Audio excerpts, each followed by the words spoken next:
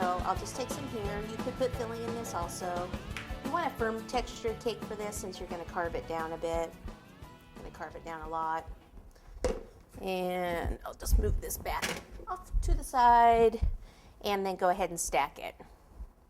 Okay, so I will be cutting this down even more.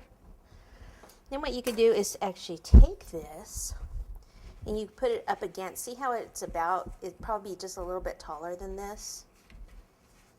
Okay, so I can bend, best thing to do is actually bend these up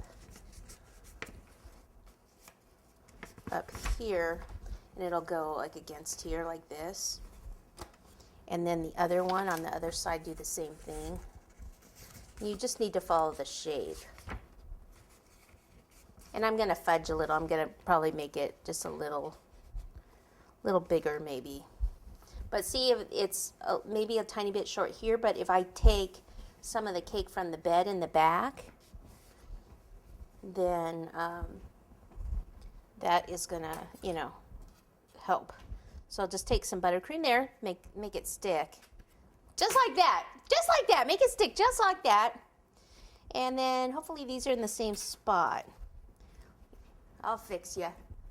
That's right, I'll fix you up. Okay.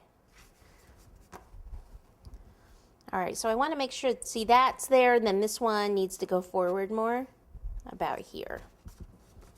Okay, so I want to carve down this way, and then this way, and then this way. All right, so see this nice flat spot right here? I can actually use this and make it a little taller. And I flop that down, so put that back. It still might be a little wide too, but we're going to cut it in a bit as well. Okay, and then I'll come down here, come to that foam board, and then curve it down. Okay, and all of this stuff I keep. I mean, this is, you know, getting to be a perfect ramp. So I'll just pop it up there for a second.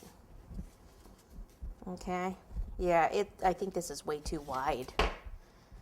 But it's better to have more and then cut it down than it is to start with less cake. Okay, and you know how you can tell it looks stubby now?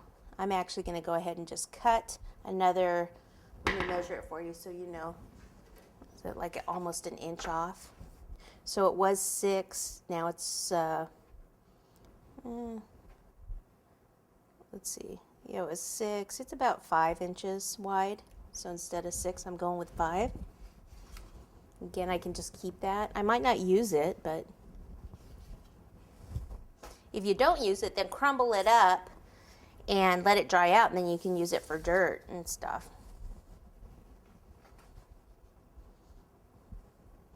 Okay, and then cut down here and get all this off. Okay, now what I want to do is bring it like in a bit. And look, it looks a little taller on this one side. Okay, it's because it usually is, well, it's straighter here, and then from like the door, you have to cut downward a bit this way. Okay, now how the window goes, it's a little curved. And then on this side, so maybe about a 1/2 inch in, and then carve down at an angle.